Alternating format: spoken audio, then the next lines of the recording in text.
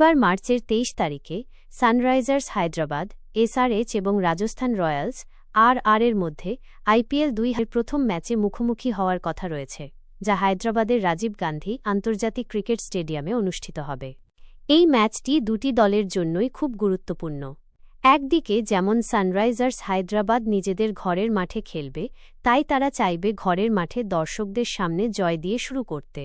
অন্যদিকে রাজস্থান রয়্যালসও চাইবে নতুন মরশুমে জয় দিয়ে শুরু করতে।